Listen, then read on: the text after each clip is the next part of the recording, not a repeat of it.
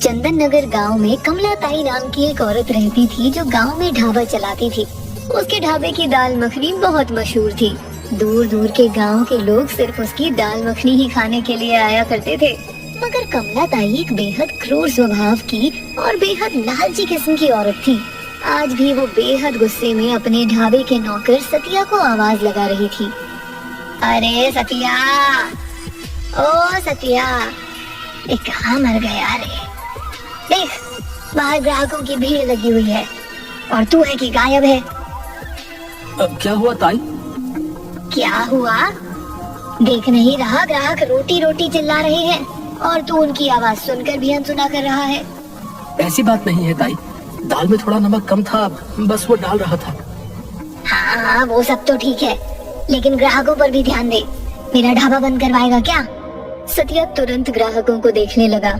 शाम को कमला ताई पैसे गिन रही थी कि तभी सतिया कमला ताई के पास आकर बोला, ताई मैं आपसे पिछले 1 महीने से कह रहा हूँ कि मेरी तनख्वाह बढ़ा दीजिए, लेकिन आप है कि मेरी बात सुन ही नहीं रही। तनख्वाह बढ़ाने की बात तो तू ऐसे कर रहा है जैसे कि पैसे पेड़ पर लटकते हैं। बोल तो दिया, अगली साल बढ़ा दूंगी। ताई ये सुनते हुए मुझे 3 साल से ज्यादा हो गए। अब तो ढाबा भी बहुत अच्छी तरह से चलने लगा है। अब तो ग्राहक भी बहुत आने लगे हैं और मैं आपको शिकायत का कोई मौका भी नहीं देता।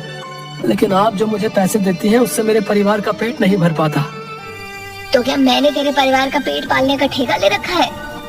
ये मत भूलिए ताई, इस ढाबे की दाल मखनी जो दूर दूर तक मशहूर है उसे मैं ही बनाता हूँ। मैं कितनी मेहनत करता हूँ और सिर्फ आपसे कुछ ही रुपए बढ़ाने की बात कर रहा हूँ। सतिया की बात सुनकर कमला ताई का गुस्सा 7वें आसमान पर पहुँच गया। तो तू ये कहना चाहता है कि तेरी बनाई हुई दाल मखनी से ही मेरा ढाबा चल रहा है और बाकी खाने का सब खाना बेकार होता है?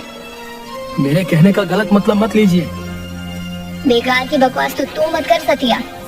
सच तो ये है कि जब से मेरी बहू मेरे घर पर आई है तब से मेरे दिन वक्त पलट गए। मेरी बहू के पैर मेरे ढाबे के लिए बहुत शुभ साबित हुए हैं। तेरे जैसा मनहूस इन बातों को क्या समझेगा? और रहा सवाल तेरी दाल मखनी का, तो अरे खाना बनाने वाले गांव में चंद पैसों के लिए मारे फिरते हैं। ताई मैंने आपका नमक खाया था, इसलिए मैं इस ढाबे को छोड़कर नहीं जाना चाहता था।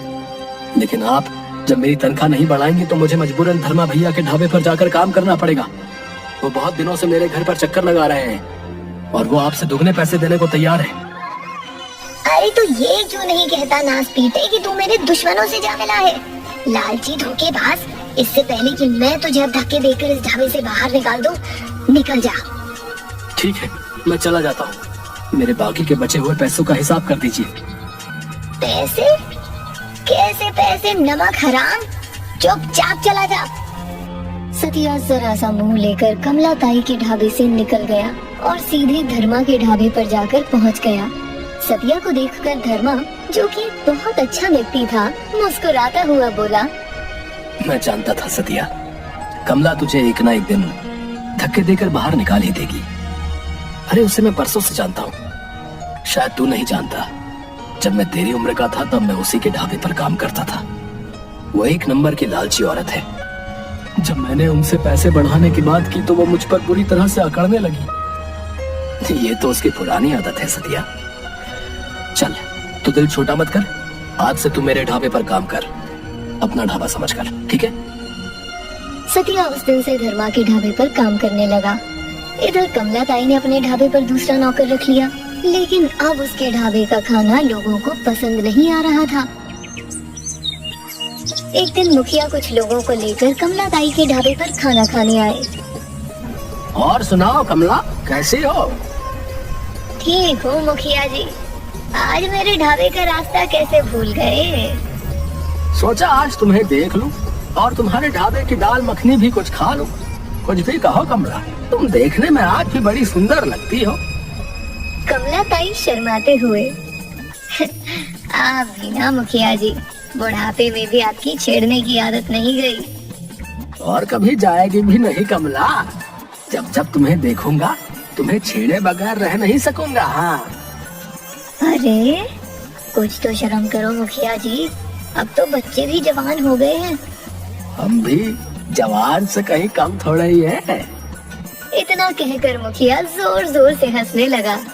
आप बैठिए, मैं आपके लिए दाल मखनी लगवाती हूँ। मुखिया अपने साथ आए मेहमानों के साथ बैठ गया, मगर जैसे ही मुखिया और उसके साथ आए मेहमानों ने दाल मखनी का एक लुकमा खाया, उसके चेहरे की हंसी गुस्से में बदल गई। ये कैसी दाल मखनी बनाई है तुमने भाई? इसमें मक्खन तो कहीं दूर दूर तक नजर ही नहीं आ रहा, सिर्फ और सिर्फ कड़वा तेल नजर आ रहा। नहीं नहीं मुखिया जी, दाल मखनी तो वैसी ही बनी है जैसी हमारे ढाबे पर बनती आ रही है। मुखिया और उसके मेहमान गुस्से से उठकर खड़े हो गए। कमला ताई, पहले तो तुम्हारे ढाबे की दाल मखनी दूर दूर तक मशहूर थी, लेकिन अब ऐसा लगता है कि तुम्हारे ढाबे से ज्यादा बेकार दाल मखनी कहीं नहीं बनती। तुमने तो मेरे मेहमानों के सामने मेरी नाक कटा दी। इतना कहकर मुखिया गुस्से से वहाँ से चला गया। कमला ताई अपना सर पकड़कर बैठ गई। बिरजू, बिरजू, कहाँ मर गया तू? क्या हुआ मालकिन? अरे जब से तुझे मैंने काम पर रखा है तब से ग्राहक मुझे गालियाँ देकर जा रहे हैं। आज तो हद हो गई। गांव का मुखिया भी मुझे बुरा बोलकर चला गया, जो मेरी तारीफ करते नहीं थकता था। अब इसमें मेरी क्या गलती मालकिन? मुझे जैसी दाल मखनी बनानी आती है मैंने वैसी बनाई है। अरे तो तू सतिया जैसी दाल मखनी नहीं बना सकता क्या?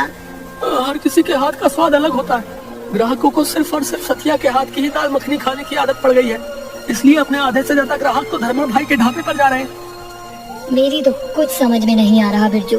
अगर ऐसे ही रहा तो मुझे तो अपने ढाबे में कुछ ही दिनों में ताले लगते नजर आ रहे हैं। कुछ दिन बाद कमला ताई की बहू अनीता अपनी सहेली अंजू के साथ अपनी सास के ढाबे पर आई। अपनी बहू को देखकर कमला ताई खुश होते हुए बोली, अरे बहू, तू आज यहाँ कैसे? सब कुछ ठीक तो है ना? माँ जी, ये मेरी दोस्त है अंजू, ये शहर से आई है।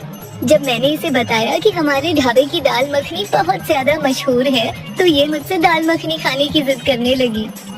ठीक है बहू, तू इसे अंदर बैठा दे, मैं इसके लिए स्पेशल दाल मखनी तैयार करवाती हूँ। अनीता अंजू को लेकर ढाबे के अंदर बैठ गई।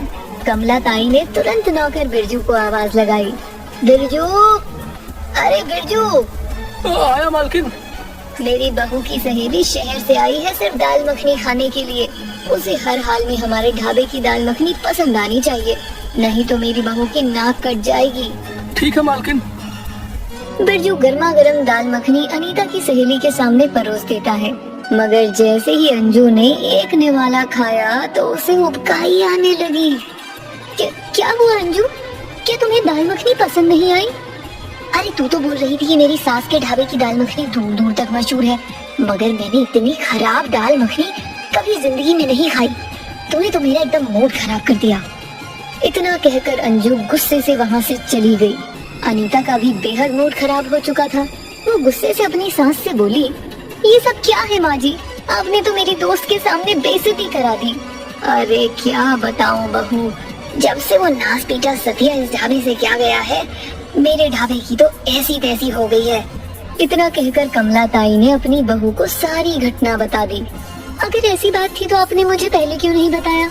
माँ जी आप टेंशन मत लीजिए, मेरे पास इसका एक उपाय है। कैसा उपाय बहू? एक ऐसा उपाय माँ जी कि सिर्फ इस गांव के ही नहीं बल्कि दूसरे गांव के लोग भी सिर्फ हमारे ढाबे पर ही आकर खाना खाया करेंगे और धर्मा के ढाबे पर कोई झांकेगा भी नहीं। अरे बहू, भला ऐसे कैसे हो सकता है?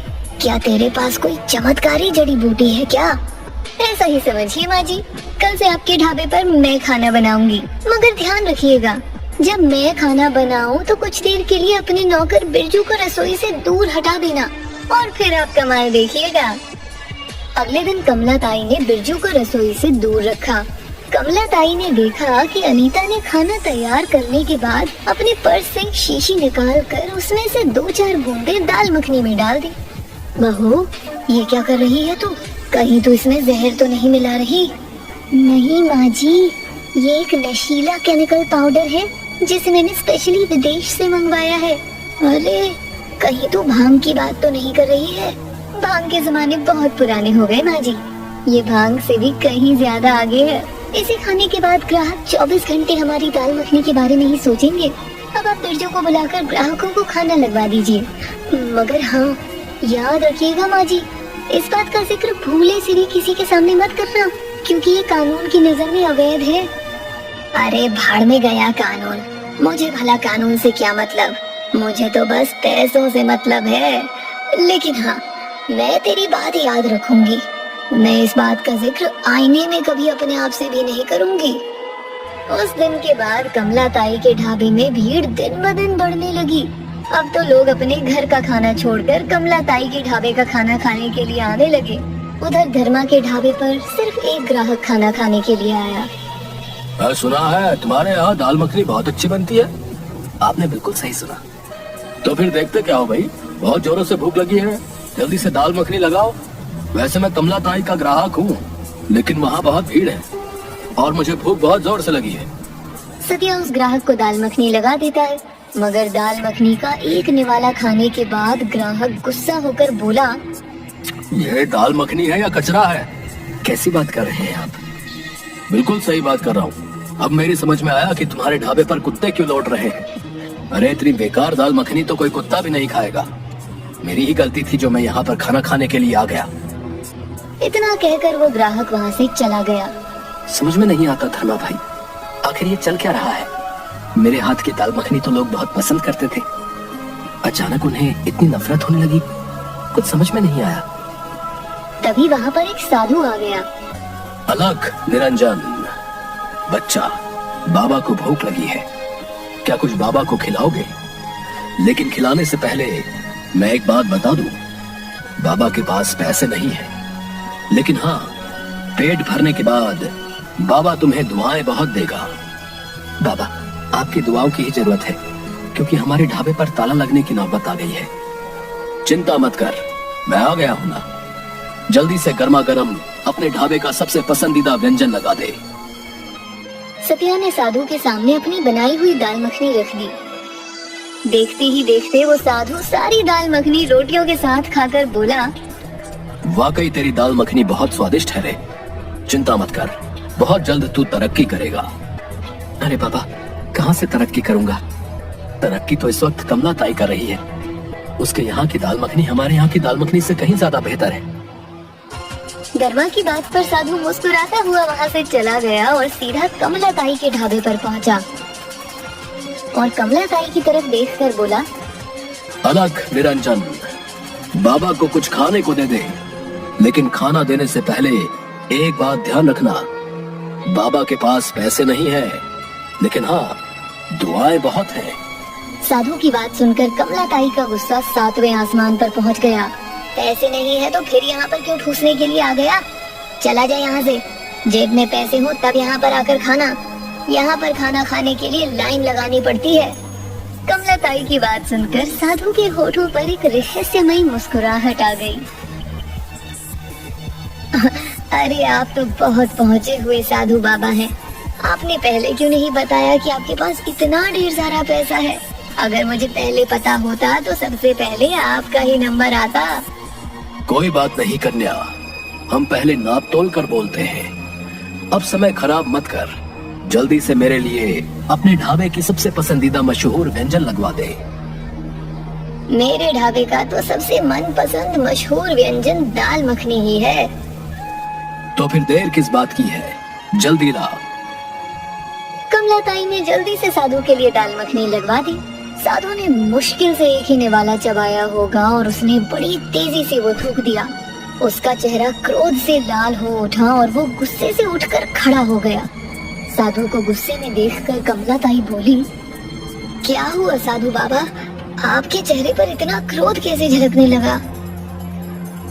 क्योंकि तेरी दाल मखनी में बिल्कुल भी स्वाद नहीं है। हाँ, अगर इसमें कुछ है तो वो है एक नशीला पदार्थ जो भारत में बैन है। साधु की बात सुनकर कमला ताई और उसकी बहू के होश उड़ गए। आपको कैसे पता? अनीता ने इतना कहा ही था कि साधु ने अपनी दाढ़ी और मूंछ निकालकर फेंक दी और तुरंत पिस्तौल निकाल ली। देखते ही देखते ढाबे के कुछ व्यक्ति उठ खड़े हो गए और उसके साथ खड़े हो गए। मेरा नाम है आर्यन, सीबीआई नारकोटिक्स विभाग। हमें लगातार सूचना मिल रही थी कि इस गांव में ड्रग सप्लाई की जा रही है। जब मैंने तुम्हारी दाल मखनी चखी, मैं उसी वक्त समझ गया कि इसमें नशीला पदार्थ मिलाया गया है। कमला ताई और आरती तुरंत सीबीआई इंस्पेक्टर आर्यन के पैरों में गिर गईं। मुझे माफ कर दो, मैं लालच में आ गई थी। और तुम्हें इस लालच की सजा भुगतनी पड़ेगी। अब तुम दोनों की सारी जिंदगी जेल में कटेगी। आर्यन और वहाँ मौजूद पुलिस वालों ने कमला ताई और अनीता को गिरफ्तार कर जेल भेज दिया और उसके बाद से धर्मा का ढाबा चलने लगा।